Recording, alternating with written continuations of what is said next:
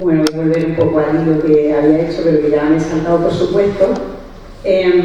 Otra cosa que se trata en la novela, y yo creo que eso también, bueno, no siempre he visto también en la crítica que se ha ido haciendo de ella, es el tema del suicidio. ¿Cómo abordas el tema del suicidio desde una perspectiva filosófica y literaria? ¿Consideras importante que los escritores aborden el tema del suicidio y otras cuestiones relacionadas con la salud mental para combatir tabúes en la sociedad? He de decir que cuando yo introduje tanto el tema del suicidio en el libro, no era tanto por querer acercarme al suicidio per se, sino porque me parecía el caso límite de la depresión, que era de lo que de verdad me apetecía hablar. Todos los relatos sobre aquello que nos deprime pueden siempre tener como un componente de autoayuda sanadora, hippie, de me pasó algo horrible, pero lo superé. Sin embargo, si alguien llega al punto de suicidarse y lo consigue, no ha podido aprender nada, a menos que tú hagas el relato de que quienes han aprendido son los que están a su alrededor. Y eso es horrible y lo vemos enseguida. Entonces, digamos que el suicidio me interesaba como caso límite y no como tema por sí mismo. Y voy a preguntar ahora sobre tecnología, porque creo que es otro de los temas que están muy presentes en la novela. La tecnología parece también tener un papel central en las conspiraciones, ¿no? Y en la búsqueda del sentido de los personajes, y que también funciona como un eje vertebrador de la novela. Va apareciendo distintos tipos de tecnología a lo largo de la historia, también la música, pero la tecnología va apareciendo varias veces. ¿Qué te motivó a explorar ese tema en tu novela? ¿Hasta qué punto tu novela explora los riesgos éticos de la tecnología, como la vigilancia, la manipulación o la deshumanización? Pues yo creo que la razón por la que introduce todo el mundo tecnológico es porque me parecía falso no hacerlo. Entiendo que a veces, de hecho a mí me pasa cuando leo libros de otras personas contemporáneas, puede parecer como de repente un poco abrupto. Estamos acostumbrados a que los personajes del libro se llamen por teléfono y reciban fotos y cosas así, y a veces como que tú lees un libro que la gente recibe WhatsApp y puede incluso chocarte y quedarte como un poco cutre. Pero me pareció interesante asumir el reto de intentar hacerlo de una manera más o menos interesante, porque al fin y al cabo es la realidad en la que vivimos. De todas formas, mi posición con la tecnología no es excesivamente negativa. Entiendo que el desarrollo actual de la tecnología puede dar muchos problemas filosóficos, éticos, etc. Pero creo que todas las épocas tienen los suyos, y creo que todas las personas que han sido autoras en algún momento y les han preguntado por su tiempo presente con su tecnología, su política y tal, han valorado que estaba peor que nunca. Entonces no creo que sea una cosa propia de nuestra época. ¿Y qué opinas sobre la inteligencia artificial? Al hilo de esto, ¿qué piensas sobre la inteligencia artificial y su posible intervención, ayuda X en el proceso creativo? Pues lo que me parece más interesante de la inteligencia artificial es la manera en la que me puede dar tiempo para hacer todas las cosas que no son mi trabajo creativo. Por ejemplo, estaría estupendo que aprendiera una vez a generarme las facturas con su número adecuado en orden ella sola y enviarlas. Entonces tendría más tiempo para escribir solo mis novelas, etc.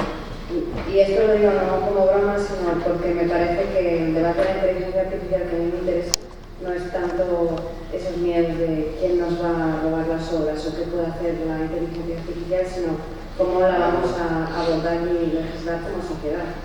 Que la inteligencia artificial puede utilizar imágenes de otros artistas para generar otras obras de arte y los problemas que tiene, no es un problema tan distinto a cuando Shane, Inditex, etc. robaban diseños de personas en Instagram y los ponían en una camiseta. También podría estar recogido en alguna serie de contratos, también podría verse, si en algún momento la inteligencia artificial hace que tuviese muchos trabajos, ¿cómo vamos a gestionar eso? Quizás podría la gente simplemente no trabajar, sería una estupenda noticia, ¿no? Entonces no me interesa tanto como los grandes temas ligados a la tecnología, sino que podemos hacer como seres humanos para que nos sirva de verdad para algo. ¿Qué más te puedo preguntar? Bueno, pues aparte del tema del amor, de la tecnología, ¿no? Del dolor, la cara filosófica que tiene la novela, yo creo que también la novela de los escorpiones, ya no sé bueno, creo que los resúmenes que he leído de tu anterior novela, incluso de tu poesía, sí que creo que es un tema que también has visitado, pero otro tema fundamental es la soledad. La soledad que se asocia también a todo esto que hemos dicho, incluso, bueno, pues, lógicamente a la depresión, que has dicho que es el tema que buscabas, en el que buscabas profundizar en la novela. En cómo los seres humanos se enfrentan a la soledad.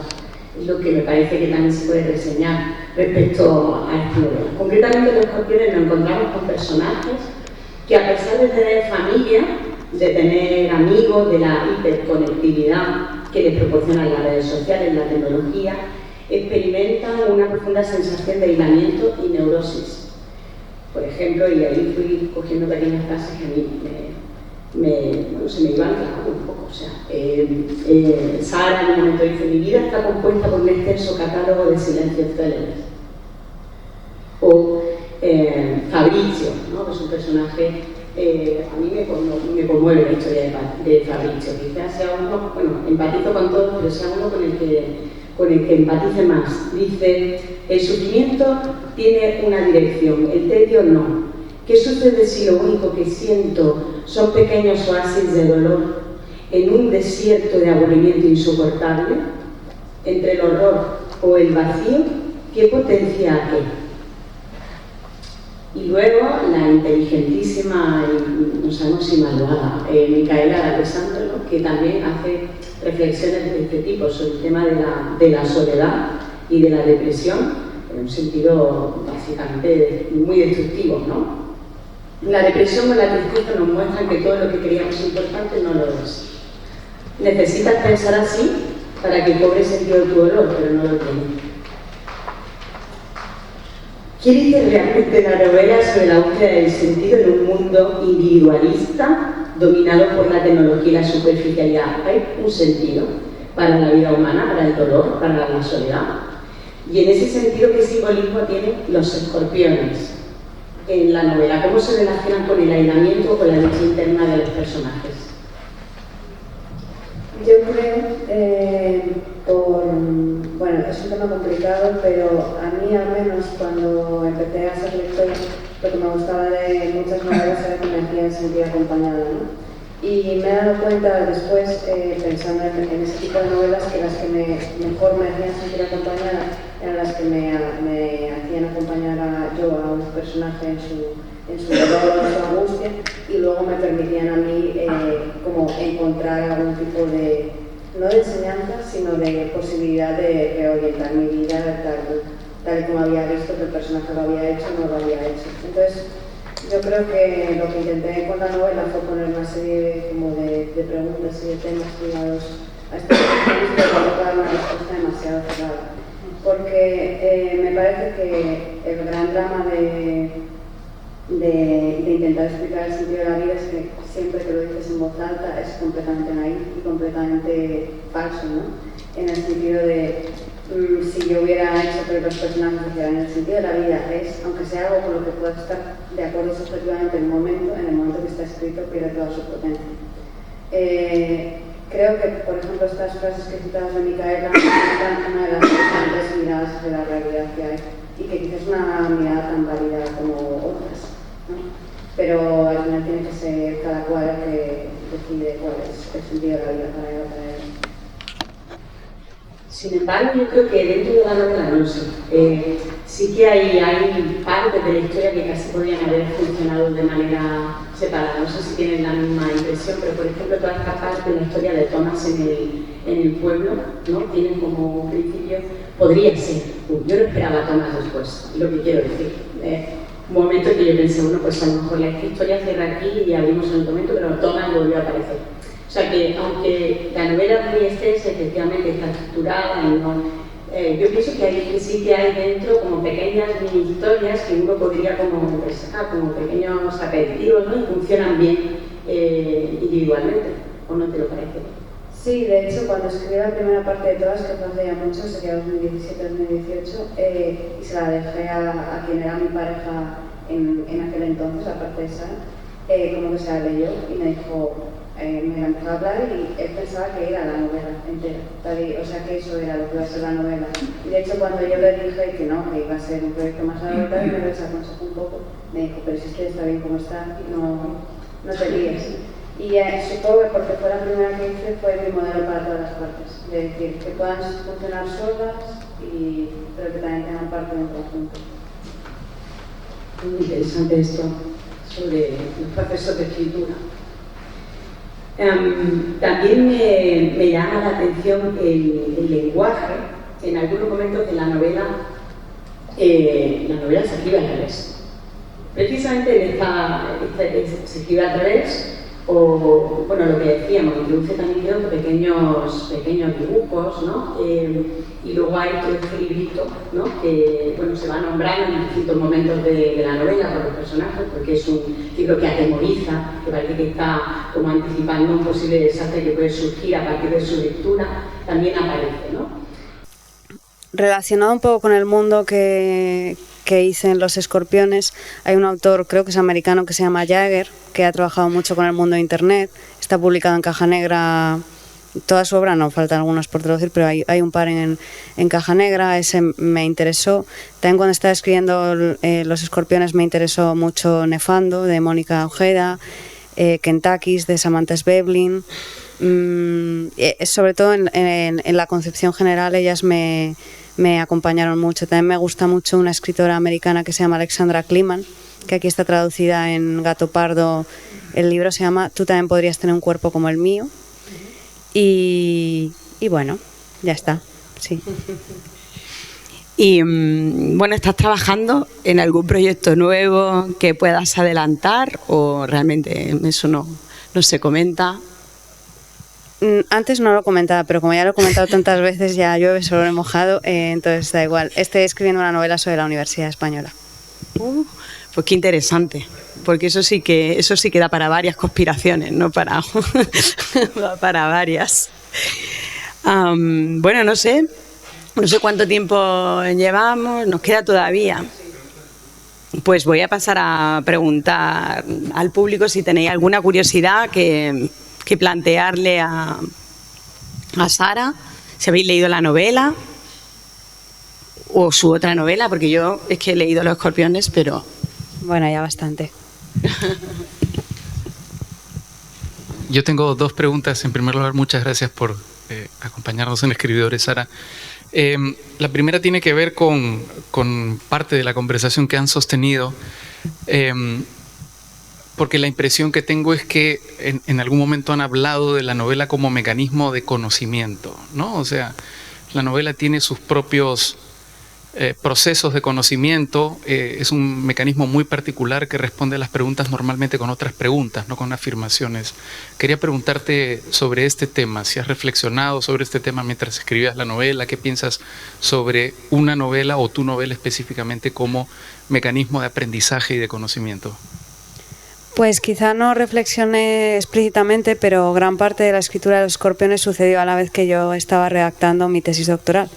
Y sí que muchas veces reflexionaba de lo diferente que era para mí abordar a veces los mismos temas, no porque mi tesis tenga que ver exactamente con los temas de la novela, pero bueno, al final la filosofía se mete en todo y la literatura también.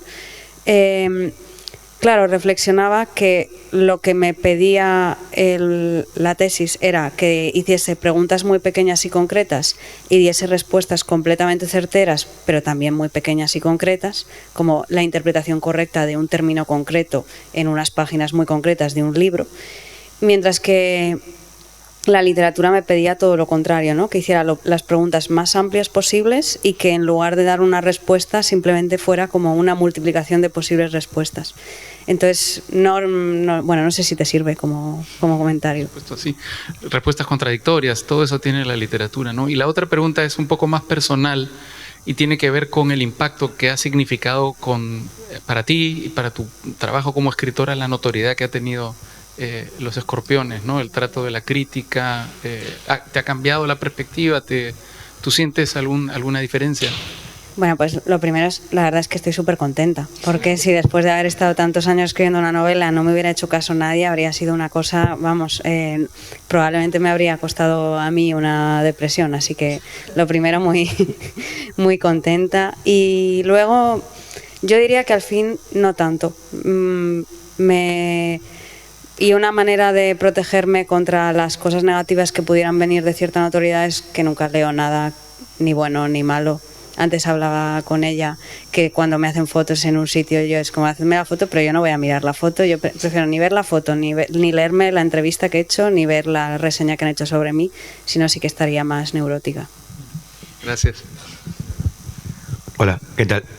Mira, justamente acabas de mencionar que mientras escribías la novela estabas escribiendo tu tesis doctoral y que obviamente hay una comunicación particular, pero también tengo entendido que has escrito poesía.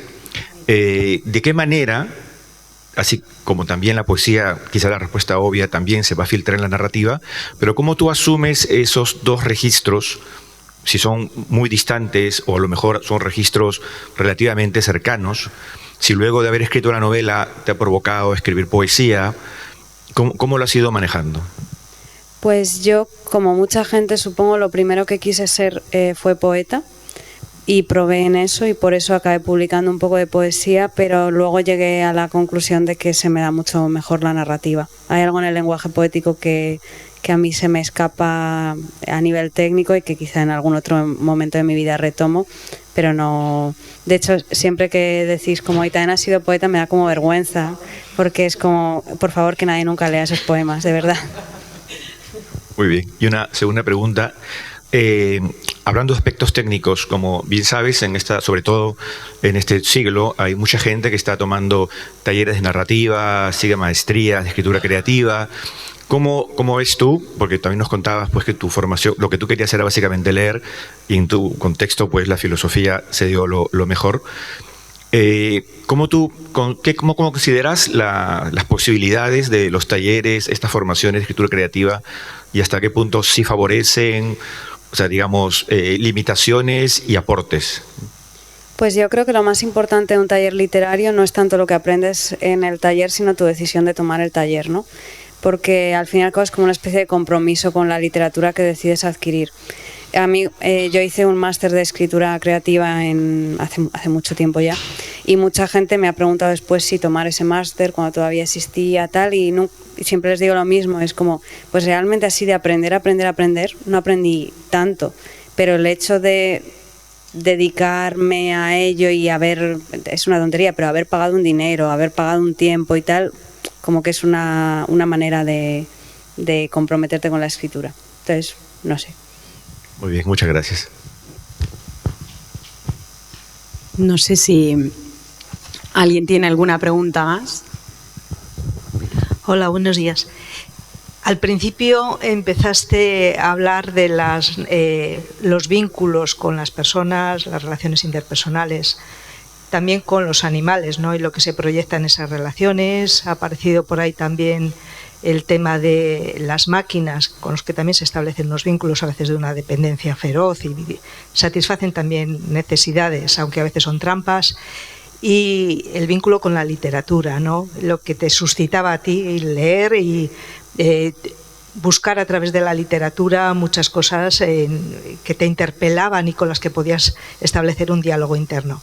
Me imagino que también en el hecho de escribir pasan muchas cosas por dentro. Y mi pregunta es, si crees a nivel personal que a ti te ha cambiado escribir ese libro. Yo no lo conozco, pero lo conoceré. Si crees que ha habido un proceso transformador terapéutico, o a lo mejor todo lo contrario, de diablos, ¿no?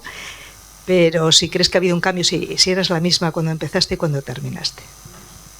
Hombre, yo creo que sobre todo no lo fui, no lo soy porque tardé 10 años en hacerla, entonces pues, y además 10 años muy importantes, ¿no? Entre los 20 y los 30 se cambia mucho, escribas o no escribas.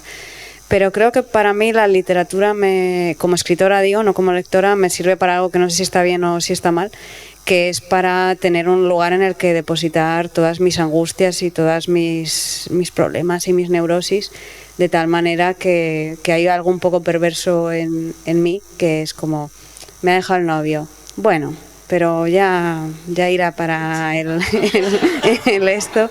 Y es como un último consuelo que siempre te sostiene.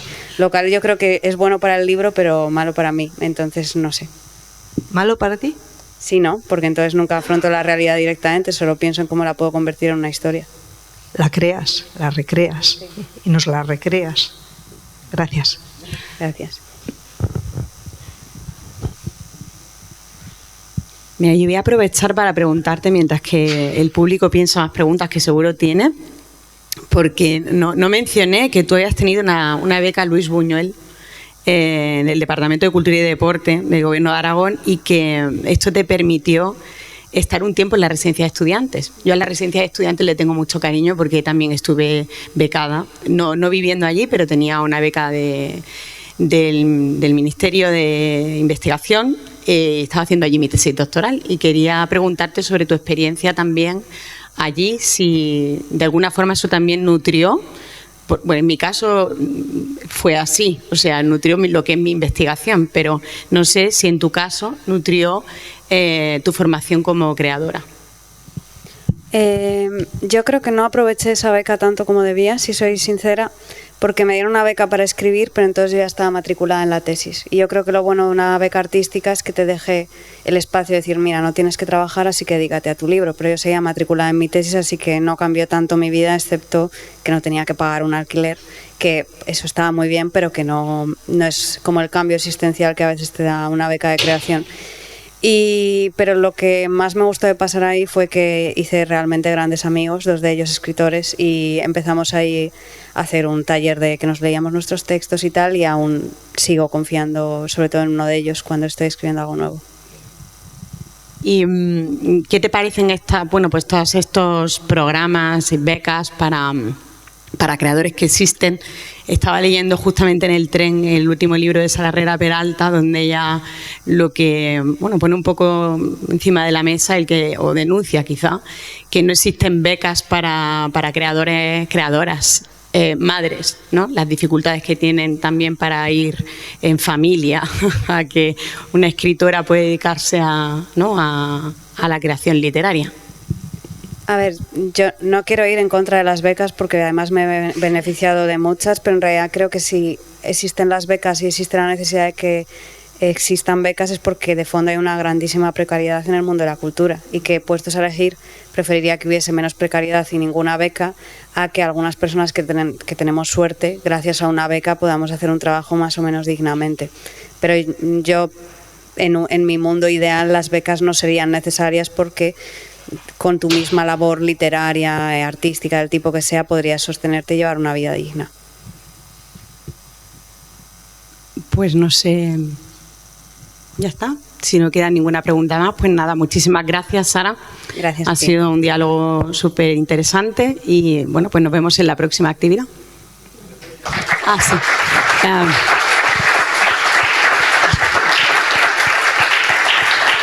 Justo, perdón, es que me han pedido que recuerde que Sara estará fuera firmando ejemplares de su libro para quien quiera acercarse.